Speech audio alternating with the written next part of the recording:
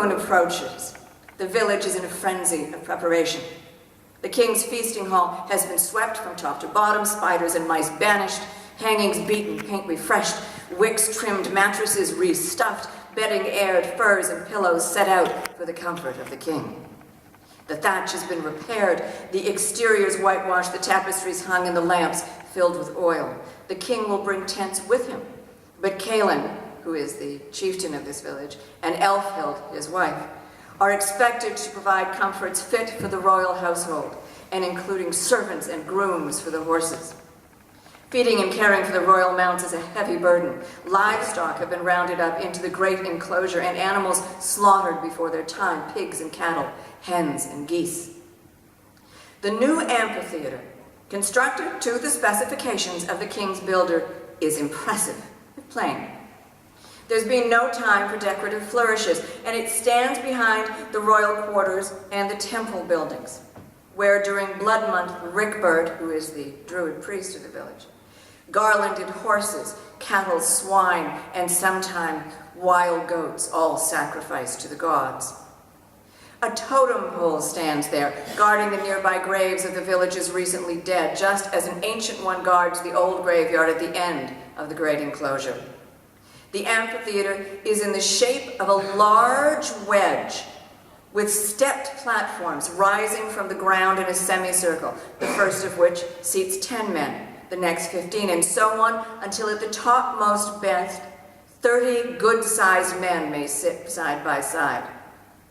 In front of the lowest step is a half-moon dais with a high wall built behind and a canopy above, so that whoever sits upon the chair will be protected from inclement weather.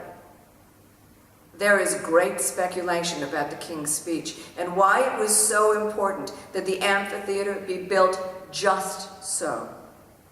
Wilona walks around it and tries to determine what its placement signifies. She's watched the royal builder checking the line from the great mountain through the ancient burial ground and the king's hall in one direction to the temple of the gods and the cemetery in the other. Whoever sits in that chair will face east with the mountain behind him, as though the light of the dawning sun and the new day is before him, while the weight of the past backs him.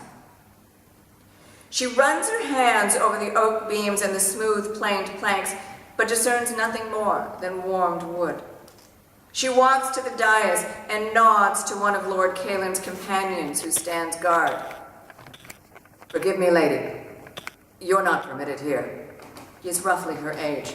His eyes look over her head, past her. He scratched a pimple on his cheek and inflamed it. "And why shouldn't I draw near a vacant seat? I don't wish to desecrate the place that will soon cradle the royal buttocks. I only wish to admire the craftsmanship." It's not permitted." He shifts from side to side. "No one likes to deny a Sefcona what she wants, even a young one. It may bring bad fortune." "May I simply stand beside you, then? What's your name? Garth, isn't it?" "It is, Lady Wilona."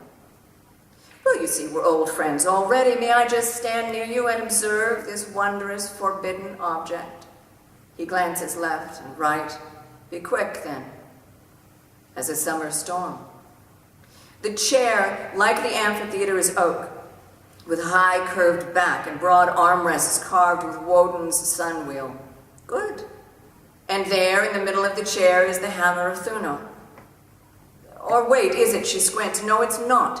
It's an inverted cross, not a hammer, and the sign of the criminal tree it is, which Touilt told her about, on which the Christian god died.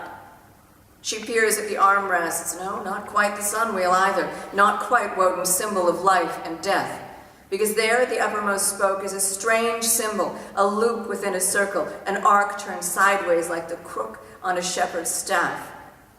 She turns back and faces the rising seats. The temple is hidden completely. Not even the totem pole guarding the dead is visible. "You have to go now," says the guard. "Quick." "With pleasure," she says, her voice surly. "My thanks."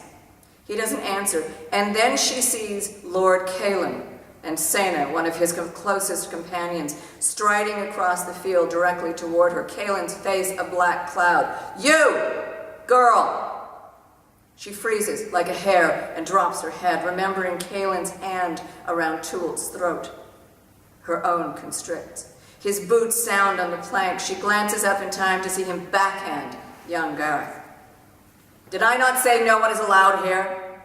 Gareth mumbles something. "You're not worthy of my trust. Go to the pigsties. Send someone else."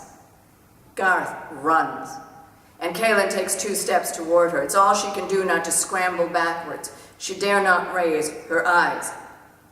"What are you doing here?"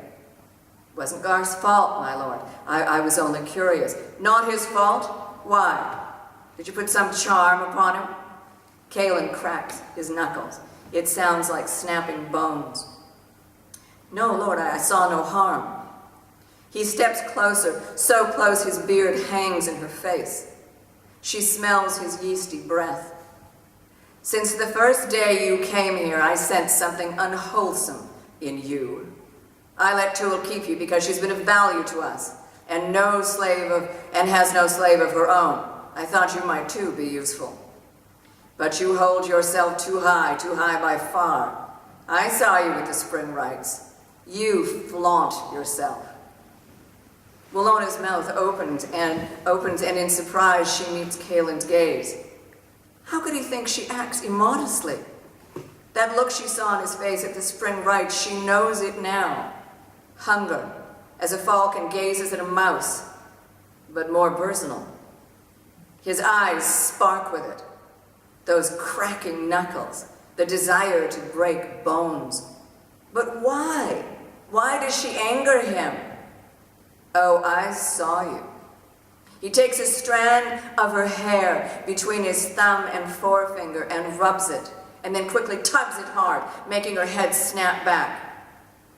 "I think you put what Touilt teaches you to your own dark purposes. I can put an end to that. To you, if I choose." "I'm your humble servant, lord, nothing more." Sena clears his throat. "There are other options, my lord." "Indeed. Perhaps she might serve us better in the hall. Much better."